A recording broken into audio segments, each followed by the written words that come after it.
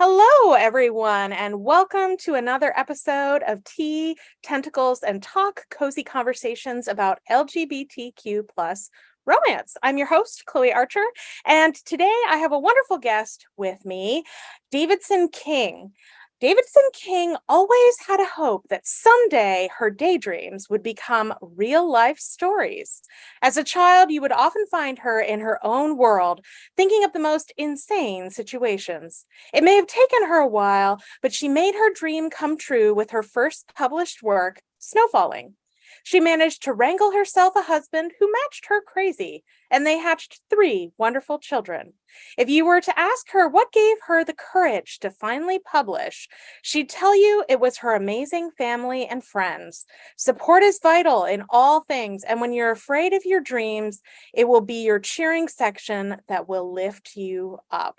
Wonderful words of wisdom for our aspiring writers out there. Welcome, Davidson King. Thank you so much for joining us. Oh, thanks for having me. I'm excited. That's wonderful. Well, I always, my audience knows I always tend to have a beverage with me for our little conversations. And this afternoon, I have some an afternoon English tea blend, a little bit of date syrup. I'm trying different sweeteners these days. It's pretty good. What about you? So I'm actually, people will be surprised. I think everyone would think, oh, she's going to have coffee, but I don't. Because I have to actually doctor's orders chill on the coffee. So I'm cheating a little bit, and I am having tea. It's a black tea with just a little cream and some sweetener. I'm being a good girl, but I have it. I'm excited that it's at least some sort of caffeine. So yeah, I love the coffee as well, but I had to scale back a number of years ago to when I was having some issues, and I thought I wasn't drinking that much coffee, and my doctor was like, how much coffee are you having in a day? And I was like, oh, one of those 8 to 10 cup pots of like Mr. Because it's one pot. One pot of coffee. A really big mug. And her eyes just got really big, and she's like, no. So I feel your pain. I feel your pain. But tea is quite nice as well. And I don't actually mind tea. I think I'm not that like I'm a coffee drinker and tea is gross. Some people are just like, oh my God, she's drinking tea. And I'm like, that's fine. I like tea too. Tea is okay. Tea is a friend. It's a cousin of coffee. It's fine. Right. Well, an overwhelming majority of my genetic heritage is from the UK, like 83% or something. And so I just tell people like I come by a love of tea genetically, right? Yeah, but then you're under a lot of pressure to like, or do you find yourself like under a lot of pressure to like, you have to like make it a certain way? Yeah, I mean, I have had certainly many of my British relatives have very firm and distinct notions about how and which brands of tea versus which brands not to buy and stuff like that. And that terrifies me. Like they would probably like hiss at me and be like, you're so American, and I'm like, I am very American. I admit.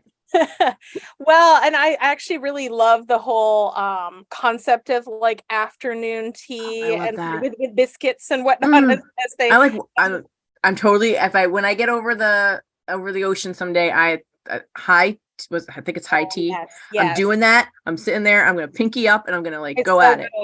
Oh yeah. The fresh scones with the jam and the clotted cream. Yes. Any of my UK watchers will know the magic of that. Although I lived over in Scotland for a while. I did one of my degrees over there at the University of Edinburgh years ago now. But and I developed a love for Battenberg cakes. You can get like the Mrs. Kipling ones in like the store or whatever. And all of my British friends thought it was hilarious. They're like, that's the kind of like, thing you have at tea with your nan. Like your granny would eat those. I love them though, because they have marzipan in them, and I'm a huge marzipan fan. So that's like the thing when you think you're like, I'm doing British so good right now, and then the British people are all like, but you're not, and you're like, oh, I know. They're like, those are the tea cakes my nan would have. You sit there just like, but your nan's British, right? So ha. Right, exactly. So I'm just an old British woman, all right? Yes. I like Miss Marple. Yes, I accept this. Right. Nan, go Nan. Like, Okay, well, I don't want to derail us too much. I want okay. to make sure we can talk about all things LGBTQ plus romance. Um, so your bio obviously kind of talks about like dreams that you had of Yeah. becoming a writer someday, and you've made that happen. But I'm going to kind of steal a question from another podcast I like to listen to called Why Do You Write? With Rachel Herron. And I think it's an interesting question, right? Because you've made the dream happen, but you're still doing it. So why do you continue to write? Like why do you need to do it? What does it give you in your life? That's a really good question. I see why you ask it. I think that the best way to answer that is it's almost, I think after a certain period of time, like you write your first book, it's out there in the world. You're like, oh, I've done it. And I can just, but then I don't, it's like getting a tattoo. You've gotten one tattoo. And then all of a sudden it's just like, I have a tattoo. I'm a tattoo person. And then it's like, no. And then it like owns you. And it's like, now you need another one. And I have found through the years that it's not as much that I almost feel like I'm a vessel for all the stories and all the things in my head, and that if I don't get it out, it's a literal like itch inside of my head, and it's almost like it's in a weird freaky way almost owns me. It's like I have to write. It's not that and I enjoy it, and I'm very fortunate that I enjoy what possesses me. Yeah. Because Right. that would be a very, very, very, very violent relationship. No kidding. But I do. I think that when I wrote my first book, I did it to prove to myself that I could do it. And then I realized I loved it. And then I realized it loved me. And then I realized I'm like, we're in a symbiotic relationship. And that was just kind of how it happened. I have to. I want to, and I have to. It releases something, a part of all the crazy and stuff that gets clouded up in my head. I'm able to get it out there. Yeah, so there is often like an element of catharsis. Yeah, there is. That. I mean, I think that's the case for any kind of creative outlet, probably. I mean, I always really wanted to be able to like draw and paint. Like I had an aunt who was like really gifted as an artist, and I was just always amazed. And I do not have an iota of artistic ability in that direction. And sometimes I fool myself and think I do, and I'm like, look what I made, and everyone's like, oh, that's nice, that's really great. And I'm like, it took me like 4 hours, and you're like, it's nice, it's great, and I'm like, it's bad. Yeah. Well, okay, so this begs the question for me that I always find this kind of really interesting. So the first novel you had published, was it actually the first novel you wrote? Or not? It wasn't. I wrote a story, and I still have it to this day tucked away, and I don't think I'll ever write it because I ever publish it, because the reason I think I'll never publish it is because I took parts of the characters to create snow falling. So sure. I kind of feel like it would be like, oh, she's just like copying her work, but I'll never forget it. And I wrote it and I sent it to some of my writer friends, and they said, this is a good starting off point for your career. But it needed so much fleshing and so much to be done. But I had written it, and as sad as it was never to publish it, because I was like, do you know how hard that was? Yeah. I now where I am realize, that would not have gone over well in the world today. Yeah. So thank you, people who told me not to publish it.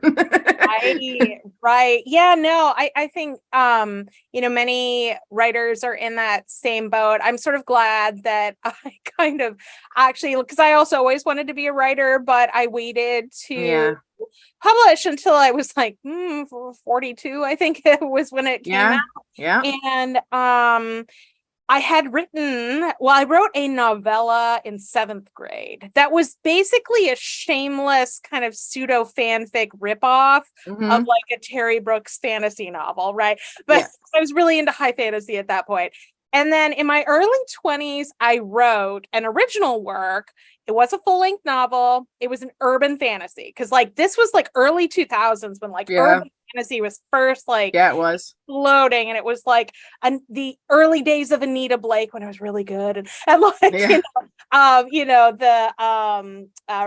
Kim Harrison's Dead Witch Walking series and all that kind of stuff. And so I wrote one of those, and I'm so glad I never published it because like when I go back and look at it, I was like, oh, you know, there's something to be said for like age and experience. Sometimes there really is. you publish something, it reeks of my youth and naivete, a lot of things, but I did. If I go back and look at it now, I'll see all the cliche horrible things that first time writers do. And I think it was before I ever even heard of the word sensitivity readers and things like that, because I'm just sitting here and I'm like, I'm just, I'm everything that's wrong with writing in this story. Right. Yeah. So, I mean, I think, for any of the people watching who are aspiring to become a writer, it's really important to kind of get input or feedback on your work early on. And, there's lots of advice out there. I don't have time to go through all of it. Yeah, there is. Everyone has something to say. Yeah, of course. But yeah, no. So fast forward a little bit. You've been writing now for how many years? 5 years. A little over 5 years since I published my first book, but I was actually ran a review blog for 9 years. Wow. And then it actually overlapped with my writing, and then I finally had to decide what to do. There was a lot of controversy between authors reviewing. I stepped back from reviewing, just kind of ran the blog, but then it just became way too much on top of so then I had to stop it, which is sad because I had a lot of fun with it, but at the same time it was because of that blog that I was able to learn so much about the community and the talking to so many authors. I learned when I approached my first novel and bringing it out, actually publishing it, I knew exactly where I was going with it and what not to do and what to do. So it ended up being a long process. It's like it took me like 9 years to actually get this puppy out there properly. Right. You know what, though? I mean, I think it's always worth reiterating that they estimate something like, well, there's a huge percentage of people who claim they could write a novel. Only about 3% of people actually ever finish writing one. So if you're in that little minority percentile, like pat yourself on the back, right? Oh, yeah. It's like a crappy first novel, right? It's a good starting point. You're still out of the game for sure. Yeah, well, I mean, I think it was someone famous probably said it. I couldn't tell you who it was, but they said, anyone can write a book, but not anyone can tell a story. Yeah. And it's true. I mean, I read as much as I write, so I probably read more than I write, but I agree with that. I've seen some, I'm like, ooh, that's rough. And then I've seen ones that are just like, I want to be you. I want to write like you. I want to Oh yeah. I think we all have those authors, right? Oh, how many times I'm like, I wish I thought of that. Yes, we have writing envy occasionally. Of course. Well, so in the 5 years that you've been writing, I'm assuming you've kind of, maybe wrongly, I shouldn't assume, but I'm guessing perhaps you've kind of honed your process a little bit. How long on average does it take you to write a book now? It probably would take me shorter if I didn't have children and cats and a lot of other stuff. But I would say that as probably in the last year only did I finally kind of figure out how to make it work. So it takes me about a month and a half to write the first draft. Okay. Now, it took me like 3 or 4 months in the beginning. It took me a really long time because I was one of those people who wrote, went back, read what I wrote, then continued to write. And it was, a very, very smart woman who told me, just write it, stop going back. You got to write it because you're in the moment when you're writing it. Yeah. You want an in the moment book, not a second guessed story. So, I just was like, okay. And that was kind of that pushed me just to keep going. So I went from taking about 3 to 4 months to writing one to about a month and a half. Yeah, that's impressive. I know some that do it like in like weeks, and I'm like, who are you? You guys are monsters. Oh yeah. I've seen enough talks from Elena Johnson, like whatever. Like I cannot be that level of manic. Like kudos to you if you can.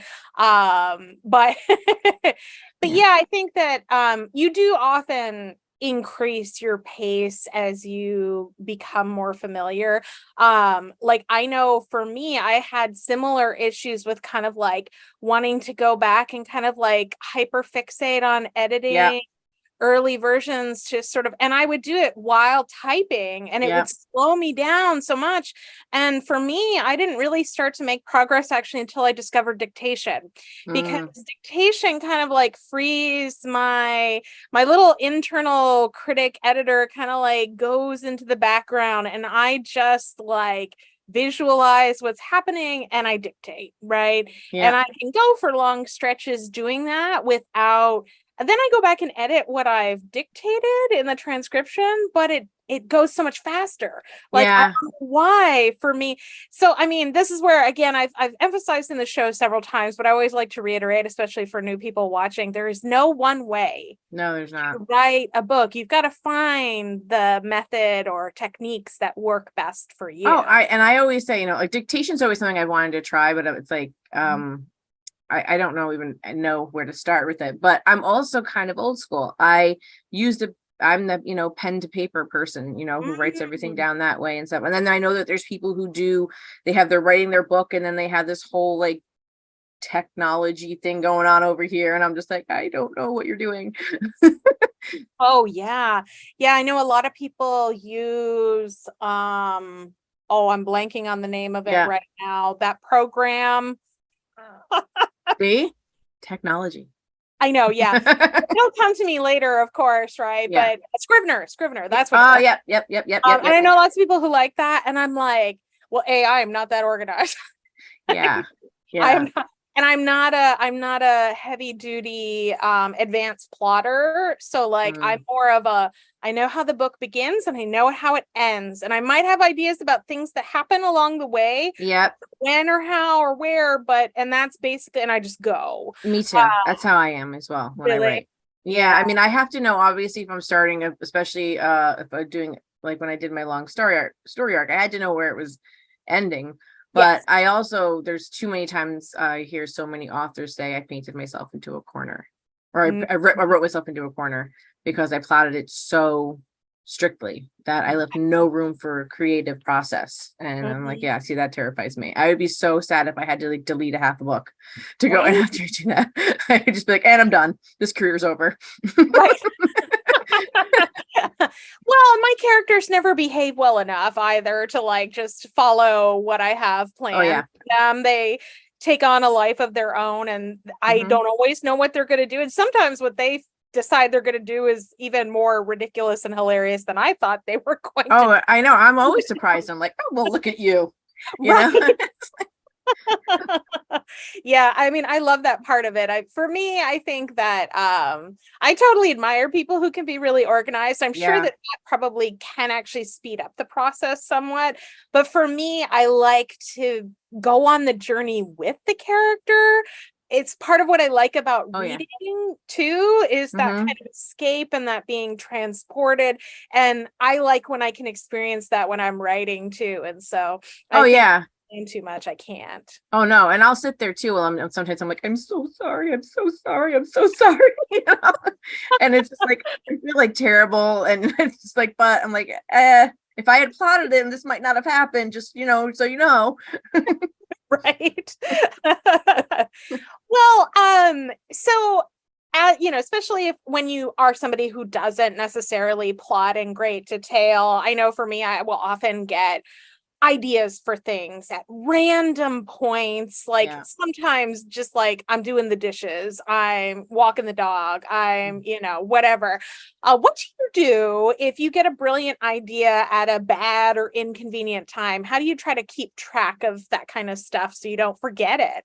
So, and my family will would attest, would totally back me up on this. I got to the point where I have I always have my phone on me, which I have my notes thing, and I'm just like, oh sure, everything stops, like dishes, whatever, like middle of dinner, I'm stopping. Or I have like pads all over the place in my house, like bathroom, bedside, living room, car.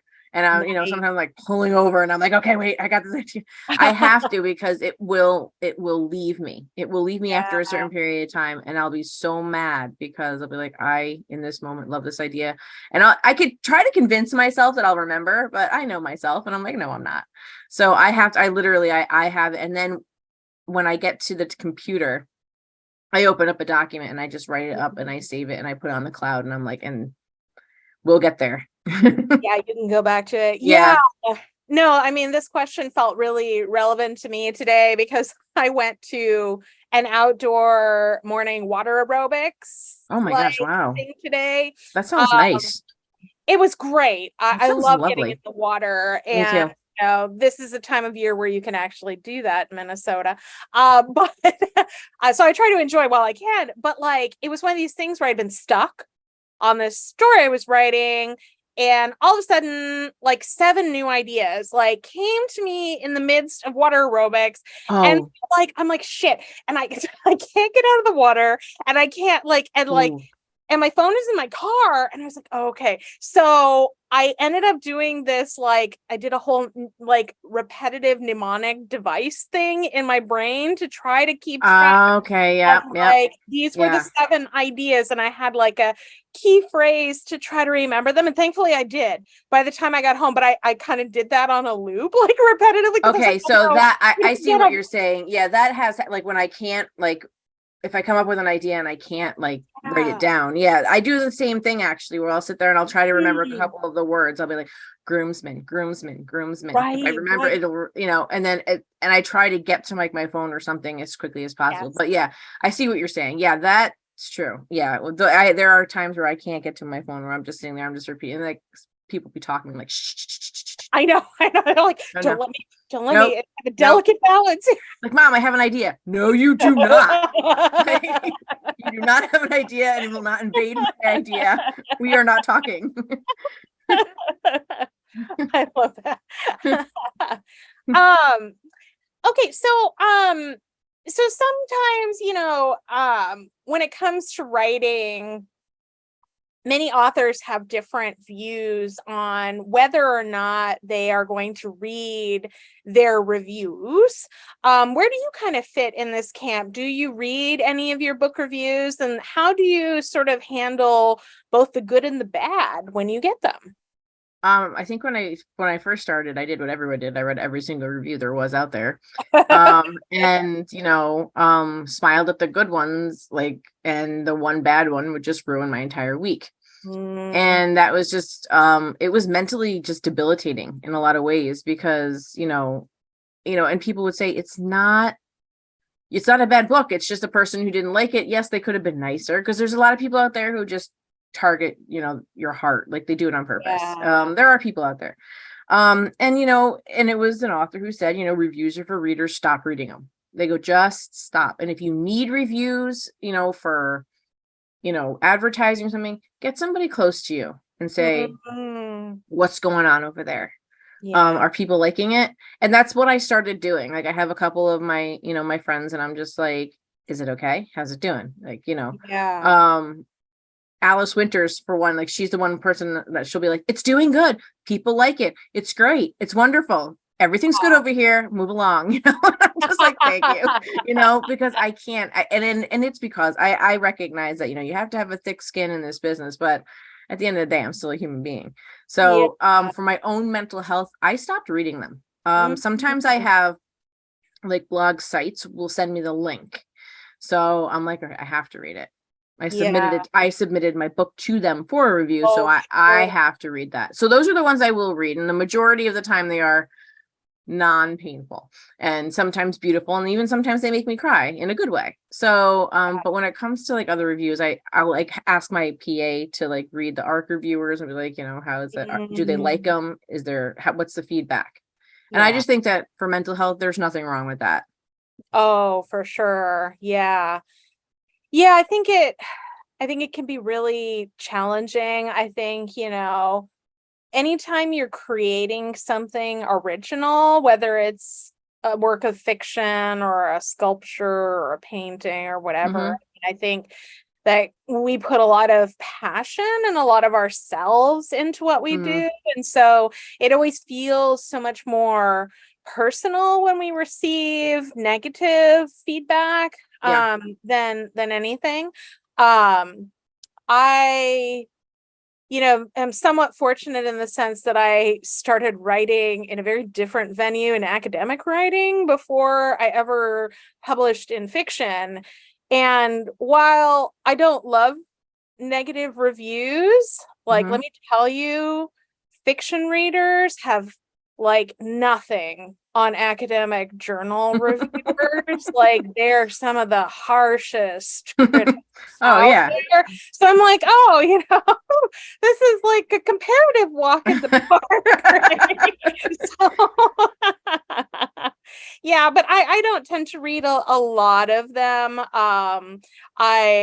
The ones actually that I often like the most are when readers will contact me directly Yes. and will give me very heartfelt messages about like what they loved about the book or how it made them feel, or they were in a really bad place and like this made them laugh and made them Yeah, happy, that kind of thing. those And are so the best. those are always the best, aren't they? So It's like, again, thank you for seeking me out, taking time out of your day to tell me something to make me feel better about myself. Like, you didn't have to do that.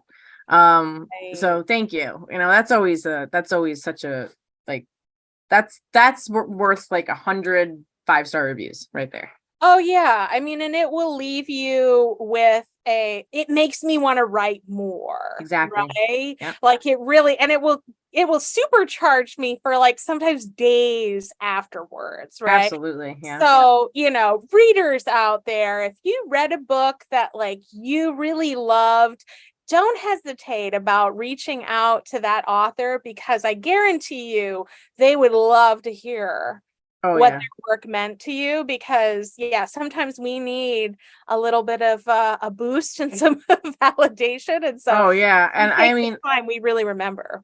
and I think most authors, and I think it's always interesting because you hear, when I've done signings and I've had them come up to my table, and sometimes they're just emotional and they're crying because my book did something that made change their Yeah. life. It's like surreal, but then at the same time, it's just like, um, you know, I don't know. They sit there and they're like, I'm sorry, this is so silly. I'm embarrassed. And I'm like, I don't think you realize just how much, not to sound like we're crazy, like we need the validation, but we need the validation. We are big babies and we like to hear that you like what we're doing, because 99% of the time we are harder on ourselves than any reviewer is. So Yeah. to hear somebody actually say something positive, it is, I mean, we need that. We do. So thanks. Keep doing that. Like, that's great. Right. Well, and part of it is like sometimes you feel like you're writing and putting stuff out into a nebulous void on the internet, right? Mm-hmm. And so to get that really kind of material, tangible connection with an actual person Yeah. telling you this is huge. It really, Oh really, God, it is. It is. yeah. Well, so, I think it's very fair to say have been quite successful as an author. But what does success mean to you personally? Um, I for me personally, it's well, there's two aspects of it. I mean, you could look at the business aspect of it, and I've always felt on the business side of it, if I can make back what I put in to that one book on a business aspect, it's a success for me, because I'm like, okay, now people like it, people are buying me, yay. For for personal success is when that book goes out and I know that it's the best version that I did, and even before the first person reviews it, I immediately feel the success of what I've done, because I have crossed every T, dotted every I. I gave that book the respect my readers deserve. Because I could just write and throw something out there with no editing, with no emotional tearing on my own heart. But I always say, it's me, it's my book, it's my soul, but I have to respect the people who are going to read it. So I know that when I put it out there, that I'm doing that, and that to me is how I feel it's successful personally.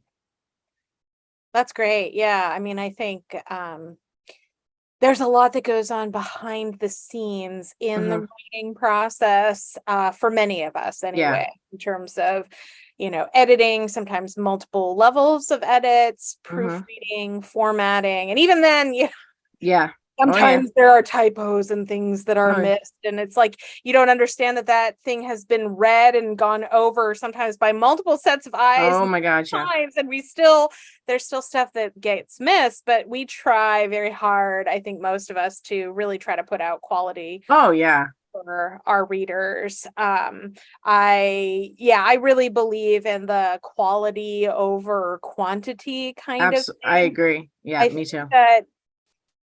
I think that I believe readers do want to stay and will remember the authors whose books are really elevate themselves in their mind, so that even if they have to wait a little longer for the next one, they will. Yep. That's why I've never I've seen a lot of authors who sometimes they push back their releases. I've done it, but I'm sit there, while we feel bad doing it, it's just like, but do you want crap, or do you want me to actually stop and be like, no, I need to fix this, guys. I can't do this to you. I mean, and I think it is definitely more of us not wanting to do it to the readers. As it's just like, yeah, sure, I could just wave my hand and be like, okay, it's okay enough. But why would I want to do that? I mean, right. Yeah, I mean, I think especially with fiction, we're trying to give an experience. I feel like, I mean, at least in my mind, I maybe that's not the case for every writer, but I am a mood reader and a mood writer. And so I gravitate toward the kinds of books that are going to give me a mood experience that I am looking for. And so and at least for me, I'm trying to build my brand kind of around that as a newer author. And so I want to be able to deliver that to readers, because that's what they're hoping for when they're going to pick that up. So sometimes it does definitely take a lot more time, but absolutely. Well, so we mentioned earlier about kind of the importance of family and friends, whether those are author friends or non-author friends who can be, your cheer and support network and everything. But we didn't talk about the importance sometimes of our furry little friends, right? Many of us as authors have pets. And so do you have any, and do they hang out with you at all when you write? So I do. I have two. They're cats. I have Princess, and she's 7. She was a rescue. We got her when she was 3. She had been through a lot. And I had never owned a cat in my life. So it was a little terrifying for me. My husband had, and he's like, it's gonna be fine, and I think after I got her, and it's like, I don't know why I never owned a cat. So she would sit on my bed when I write, and she listens to me complain. And she just became like my shadow. And we actually weren't going to get another one, but she started to, and the vet even said, sounded like she was almost lonely sometimes. She loved people, but he goes, have you thought about maybe getting another cat? Maybe, she needs to interact. So I'm like, all right, but because of the way she is, they go, it has to be a kitten. And they go, do not bring another adult cat into the house. Oh yeah. So I was like, okay. So my friend runs the shelter here, and I just said, keep an eye out. So she found this runt of a litter that was a tortie, and it was like pounds. It was the tiniest thing. It was so tiny that when we had to, after it got spayed, we had to like use a sock to keep it, because nothing fit, everything fell off. And it definitely there's definitely truth to the whole tortitude thing, because she's a monster. She's a monster. She's a nibbler, she's a scratcher, but in all fairness, I've never seen Princess move so much in my life. Like they chase each other, and Princess is a bit of a chunky. She was 12 pounds and now she's 11 pounds. So she lost a whole pound. Getting a workout. I'm like, but and they have like a love-hate relationship. So while they don't and whenever I'm writing, they're all, one's here, one's there, one's there. Like they're always like involved with what's going on with mom. Like, what's mom doing? Mom's doing something. We have to go bother her and stop her from doing it. So it's so funny that you mentioned that, because I had a very similar situation. I had one dog. He was the first dog I had ever gotten, and I got him as a puppy. And I spent a lot of time, oh my God, researching, reading books and all. We didn't have any pets when I was growing up, and me and several family members have a whole bunch of allergies. So I had to like look into breeds that were more hypoallergenic and stuff like that. But I got him, and like we had lived in one location where he got to go to daycare on a regular basis, and he really liked that. And but then we moved to where I could actually afford to buy a house and closer to my job, and like they don't have a daycare here for dogs. And so he was getting kind of lonely as well. Yeah. And so like I asked my vet, and he was like, yeah, you could get another dog, but also recommended get a puppy. Yeah. And I did. And they also have a bit of a love-hate relationship because like I discovered that the reason that I didn't realize this until much later, the reason he loved daycare was he spent all of his time with the human handlers. Like he didn't hang out really with the other dogs. He like mostly hung out with the humans. So he's like, you totally misunderstand. Understood this, Mom. This is nope. So he begrudgingly accepts my other dog, who like so desperately wants Jasper to like be his BFF, and he loves him so much. Jasper loves Teddy, the youngest, and he worries like if take Teddy to the vet, and he's like, where's Teddy? And then as soon as he comes home, they got to have intense sniffs, and he's like, I wasn't worried, and he walks away. So they have that kind of dynamic. But that's Princess and Mayhem. They're the exact same way. It's just it's like, it's so funny. It's like, Princess will run away, but she'll hear something fall, or Mayhem will get into something, and she has to go and, are you okay? Okay, you're fine. No, I don't want to love you. I just wanted to make sure you were okay. So get away from me. Like, the lovable older grouch and the like boisterous younger sibling. Totally happening on my end too. That's so funny. We can swap stories again sometime. Absolutely. Well, I want to make sure we have some time to talk about your latest release. Can you tell us a little bit about your latest book? Yep. So it comes out on the 17th of July, or it might already be out when this airs. Who knows? So it's called The Last Seer, and it is book 3 in my Black Veil series. Book 1 is The Blood Boss. Book 2 is Emperor of Dragons. And you meet they're not really standalones. You kind of have to start from the beginning. So Black Veil is basically just a fictional world. Obviously it's paranormal, where Earth was Earth, but humanity did a number on it, and it was crumbling. So the creatures from above and below kind of came onto Earth and saved it, but in doing so they took over it. So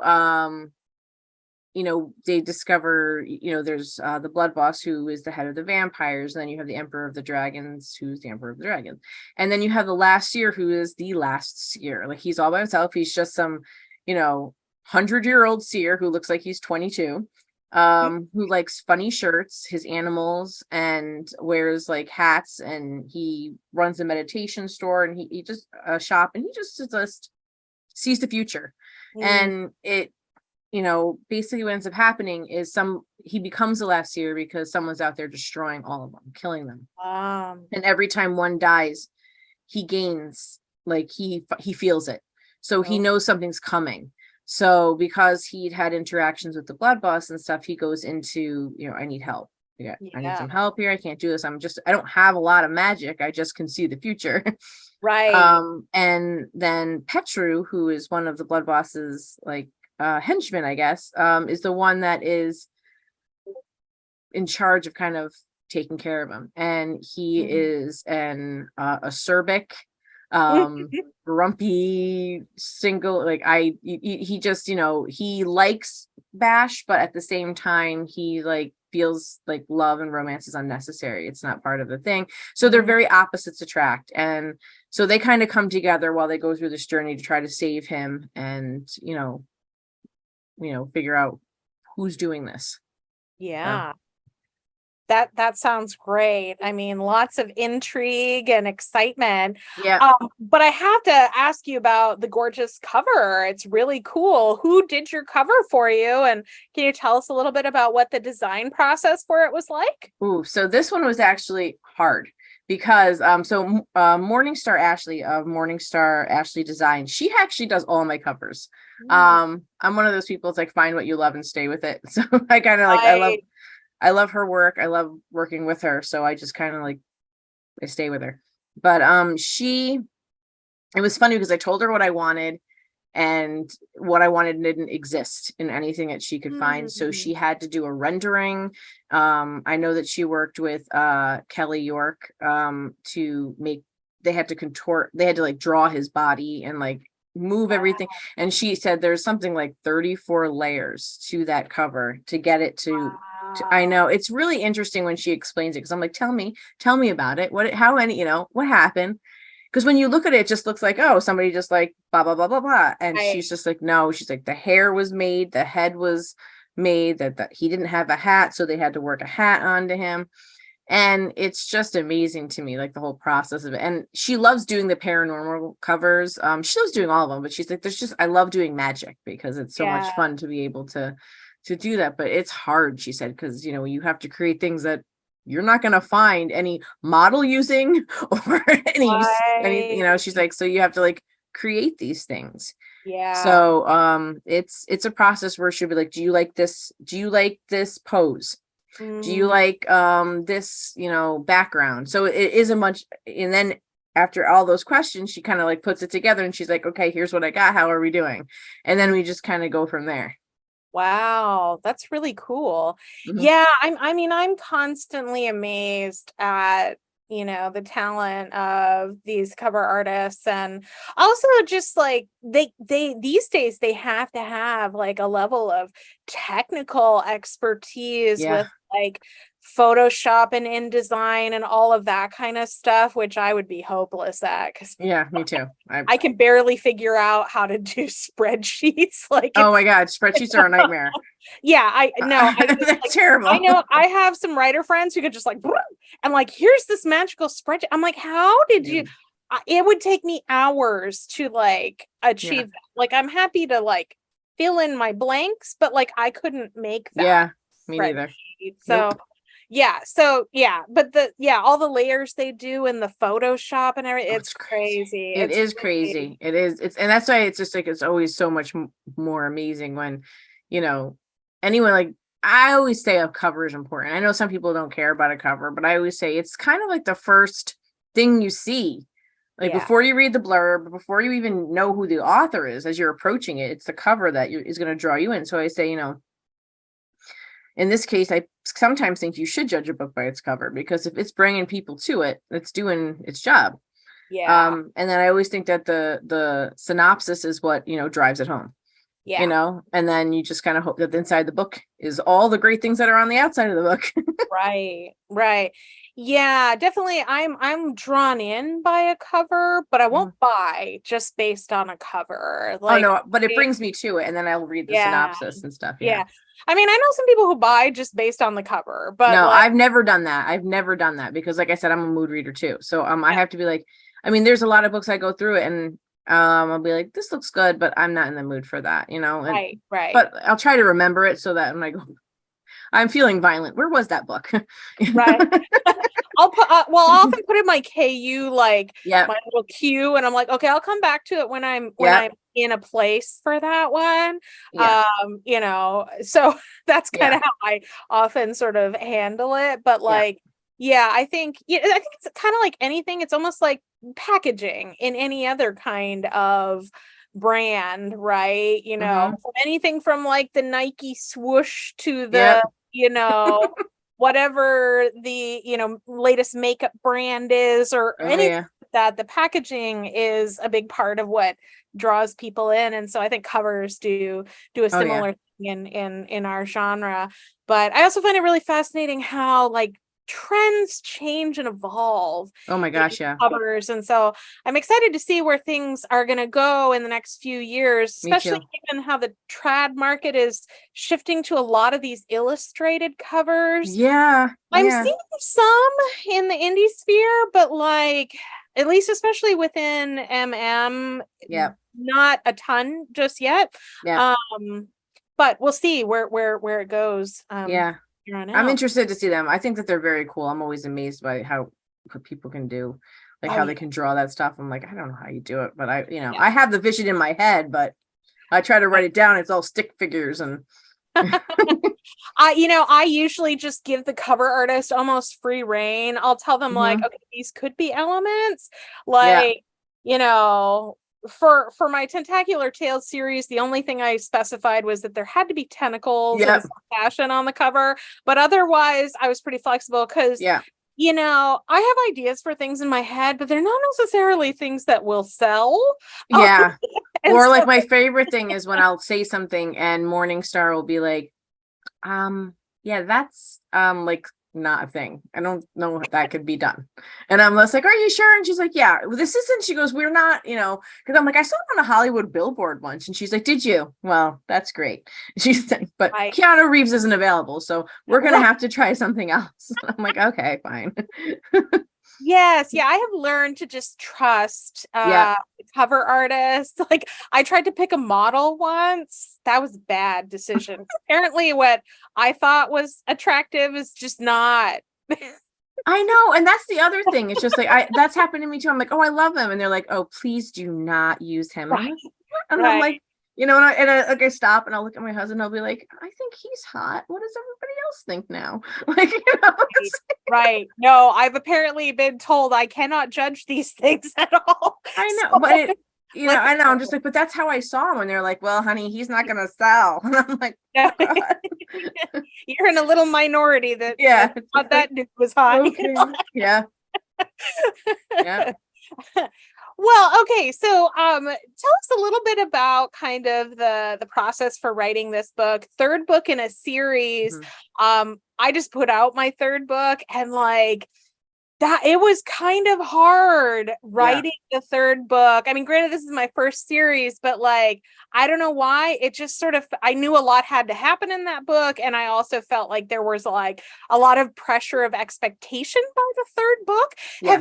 Did you find sort of similar things? Like, what did you find kind of hard versus easy to, in writing this book? So the difference between this, so I've done series before, Yeah. but so my Haven Heart series, the first set of them, with the first books I ever wrote were 7 books that were Yeah. a story arc. So they Mhm. literally all worked into each other, and that was the hardest thing I've ever done in my life because I had to be on because the ending had to match the beginning. Yeah. Wow. With this series, it's not a story arc, so it's a different adventure in each Mm. one, but the characters are growing, so they're in each book, and that's why you have to read it. Yeah. So while it's not as hard as a story arc where it all is leading up to a climactic ending, I the hardest part I found was making each adventure exciting on its own Yeah. without um and making sure that I don't drown out the main characters with secondary characters, because that Mhm. there's always people who love a certain character and they want to see more of that Of character, and they're course. like, it's not their turn, it's like, Yeah. stop it. So I mean, there's that. Now with your books though, like you have the same couple on all three of them. Yeah. I've never done that. So Hard. it right. And I've Maybe always not the smartest decision out the gate, but well, I've thought about doing. I'm like, maybe I'll do like a thing where I got like a, do the same couple. And I did that with Secret Simon and Head Rush, but it was a duology, so it was just like really writing just one long book. Other than that, I didn't do it. So I that scares me. I don't know how. I'm like, well, I don't know if I'm gonna have enough of them to talk about. So I mean that what I would say is the hardest part is and remembering each character in your head, what they looked like, what they were like, so they don't want to mess that up. The easiest part is the fact that it is its own story. So I mean, I don't have to remember a mystery back in like the first book. Right. So there was that. Yeah, it it's funny how your brain sometimes like knows what's like a more sensible thing to do, but then there's that creative part that's like, no, we must go another direction. Yeah. Yeah. Make it unnecessarily difficult. Yep. I promise you'll have fun. It's just one of those things. But yep. Yeah. Well, so we've talked a little bit about stuff that you've written, but we've mentioned reading, and earlier you sort of said that you maybe read a little bit more than you write. Can you tell us a little bit about what you like to read in your free time, especially if you're also sort of a mood reader, and kind of why? Yeah. So, I mean, every month, at the end of every month, I always post the books that I read that month, and they're always a smattering of across the board because, I mean, I will read almost anything really, from very, very dark to light and fluffy. I mean, I will be that person that goes from reading, like, for example, I went from reading Elsie Davis's fourth book in the Bro Beast series. Now I'm reading The Boy Who Loved Wicked by C.S. Harris, and they couldn't be more different. Yeah. I mean, paranormal, funny, to like serious, poetic, angsty. So I mean, like, I will bounce all over the place. I think that one that I read some but not a lot is historical romance. I sometimes have a problem with it. I mean, give me Pride and Prejudice any day. But I mean, at the same time, I don't know, it takes a lot for me because I get angry because I'm just like, I don't like that they can't go and hold their hand. Like, I get upset, but then, I'm like, but so sometimes I'll read it, but I will, like I said, like if I'm like, I feel like werewolves, I'll read werewolves. I feel like crying, I'll read sad. I feel like laughing, I go ahead and I'll grab like, some Anita Sunday book or something like that, or your book, so I mean, I'm all over the place. Yeah. I think that's really interesting about historicals. I have a similar, I've been reading MM for quite a while, since about 2012, I think. So when I first got a Kindle, basically. And I remember the days of like every book was about being closeted and coming out. And I was so glad when we got past that. As a queer person myself, I got a little tired of like that being the center always of the story, and the main source of conflict. And I wanted sort of to see more like characters who were out and their identity wasn't necessarily something that was causing major conflict and problems in the story. So it is kind of hard for me to often go back to historicals with that shadowed secrecy and stuff. My kind of like caveat to that is I will read AU historicals where it's an alternate universe reality where like LGBTQ identity is not. I want to see the like televised queer Bridgerton. Okay. Like I want a series like that, right? And it could be like a family of like LGBTQ kids all finding their love in some AU historical context. I'd be all over that, right? I mean, I think that Bridgerton did that in significant ways for race, but like not so much sexuality. And so I Yeah. look forward to kind of, I think we'll get some of that. Yeah, I mean, I think that there's definitely truth to like sometimes things are just beaten to a pulp and then just continue to be beaten. I do find that with the cycle of things, especially in all the years I've like been in this, is that we go through these cycles and are feeding off of society. So I mean, like right now with all the horrible struggles that LGBT are going through again, I think that a lot of writers though find a catharsis in reminding people, you know. Yeah, that's true. So I mean, there is that, because like we write what we need to write. It's our therapy in a sense, but at the same time, you know, I will like start reading a book and then another one, like it's the same thing. I need to take a break. Like I can't. I'm so angry, you know, so I have to get away from it. But yeah. Yeah, and I mean, I do think that catharsis can happen in multiple kind of ways. I do think that kind of, you know, dealing with, you know, pain and angst and all of that is one avenue. But I'm also like a huge fan of the like, we're here, we're queer, get used to it. I like, love it. Fabulous, just like, you know, in the face of any kind of, you know, the brave, unforgiving character who is like, I'm, you know, you know, oh yeah, you know, I love those characters. Those are the greatest ones because I mean, and sometimes I always feel like those characters were written a lot of times by so many who couldn't be that person growing up. So that's where they lived it. And I kind of love that because I talked to an author once and he said, I wrote how I wanted to be until I became that. Yeah. And I'm like, good for you. And he's like, yeah, it was the therapy that gave me, my books gave me the strength to come out. Wow. And that's right there. I'm like, beautiful. Wow, that is great. A cheaper therapy bill too.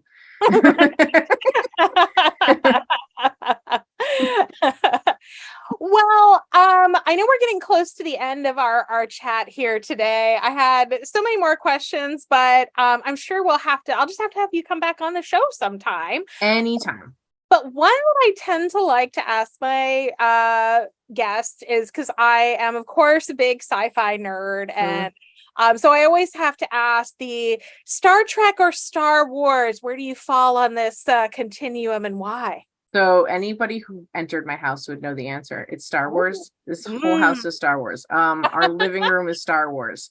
Love it. I have I don't know if you can even see it from here. My room is all. I have a Millennium Falcon that's that's awesome. Yes, I see it. That's great. So our entire living room is filled. My mom always comes in and she was just like, so no snow globes or anything, right? And I'm like, no, it's all Star Wars all the time. And I'd love to, I wish I had a good answer for you. It's not that I don't like Star Trek. I've seen every Star Trek movie, every Star Trek show, and I don't like hate Star Trek, and I like it.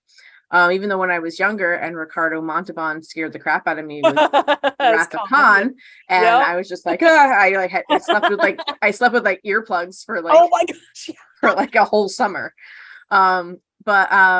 I think I do think that they're just so incredibly different that it's almost so hard to pick the two. But for my husband, he was born when Star Wars released. So he said, I was born to love it. So I always liked Star Wars because I always thought it was, you know, exciting. But when I met him, and his passion for it kind of like became my passion. And I'm just like, okay, I'm going to support this obsession for you. And I just kind of realized, I'm like, yeah, it's totally cool. And I found myself more excited with it. So, you know, I think that's why it's like, this is, you know, Team Star Wars over here. That's so cool. So are you kind of like hardcore purists, like the original trilogy? Or have you guys gotten into kind of like the newer Disney franchise spinoffs with like The Mandalorian, the Book of Boba Fett, all that kind of I love Grogu forever. Yeah, Yes. we've watched them all from like Andor, all of them. Oh yeah, okay. We're getting ready when a new one comes out. We saw Obi-Wan. When the new ones come, we're ready for all of them. I don't even know what That's they're so all cool. titled, but I'm like, just give it to us. Right. Um, I'm quite sure I watch them differently than my husband does, because Mm, he knows like the most crazy things, like what the straws are called in the cantina. Like he'll just know that stuff, where I'm just like, straws. yeah. He like knows like the history of it, like to a point. Like it's almost fascinating just to hear him talk about it Mhm. and like know the Yeah. characters' names. So for me, I love it when they make sense. Like I don't like it when if they bring something like, wait a minute, that doesn't make sense to blah blah blah. Hmm. But I'm not one of those people. I maybe because I'm a writer, I'm totally okay with creative like changes. So I'm like, no, I understand why they kind of had to do that though. And he's like, no. So he's more of the purist, and I'm more of like, Okay. oh, just let him be. So it Okay. makes it interesting. Well, I had a friend who went not that long ago, last summer, I believe it was, to like this, I forget what they call it, but it's like this immersive Star Wars experience at like Ooh. Disney World in Florida, where you Mm. stay at like their Star Wars themed like hotel, and like all of the like people who are in different Star Wars outfits, and their characters, they're all played by actors and stuff, and like you Yeah. are given a mission while you're there, and like all kinds Wow. That's of so cool cool. stuff. Yeah, I mean, it's not a cheap No, experience. it doesn't sound cheap. No, unfortunately, I heard that they're, I think, having to shelve it Oh, after, well, there goes that plan. what's been happening in Florida, and Yeah. Yeah. lack of, people coming and stuff like that. But yeah, I'm not sure if it will ever be resurrected, but yeah, it was apparent. I got all this kind of like firsthand info from her, and I was like, okay, this is going in a book one day. Yeah, that's very cool. I do kind of wonder though, like for me, I would be like oohs and ahs. But like my husband's the one who knows, like, no, his lightsaber wasn't that color. No, that's right. I Mm. mean, he's also the one that will watch movies though, and he'll be like, he will spot that they're using the wrong plane, or Oh those kinds of wow. bullets weren't used in World War II. And I don't Yeah, pick up on that stuff. I don't. right. He does. And so it's very different. Like him and I will watch the same movie and just see completely different movies. Well, hey, that always keeps things fresh and interesting, Oh, right? it is. Oh, we have. Oh, yeah. We never don't have anything to talk about, because That's like I'll be great. like, that was great, and he'll be like, it was bad. I'll be like, you're wrong. And then they're like, it like turns into a whole thing. Key to a long, successful relationship, I think. Yeah, I mean, like I said, I would, even if it didn't, I would still call him up and be like, listen, I have something to say. I love that. I love that. Okay, well, I want to be respectful of your time today. So we're going to wrap up, and I'll ask you kind of what I tend to ask most people here is, what can readers look forward to from you in the coming months or year? Any sneak peeks? Yes. So in October, I had done a anthology last year, Oh Deadly Night. I did a 15,000 word story called Sleigh Ride, and I left it on a cliffhanger, which made everybody mad at me. And I bet. I've completed, it's completed almost, and it's going to come out in October. So they will Oh, all get that story, and everyone can stop yelling at me. And and then I also have the second book in my Lucifer's Landing series. I'm still working on the title. I keep going back and forth. And then I'm going to be starting Fred's book from my Havenheart oh, series, which everyone is very excited about. And everyone wants that one, but I'm just like, I have to wait. I'm sorry. If I don't get Sleigh Ride out, everyone's gonna kill me. right. So yeah, so I have like my next 3 books all ready to go. So Oh, awesome. That's great. And if readers want to find out more about you and your work online, mhm. where should they go? So, I mean, there's my website, which is davidsonking.com, and you can subscribe to my newsletter because I put all my news there. Right. But I'm most active in my group, which is Davidson King's Court. That's usually where I go. It's like my first stop in the morning. It's my safe place. Yay. So, and I do a lot of first see there kinds of things. Yeah. So, I think if you just followed my newsletter and just hung out in my group, that'd probably be the best thing to do. Right. Great. Well, I will include all of those links in the show notes. Once again, thank you so much, Davidson King, for joining me today. I hope you had as much fun as I did. And yeah, we'll definitely have to have you back on the show sometime. And to all our viewers, thank you so much for tuning in. Until next time. Bye-bye. Bye.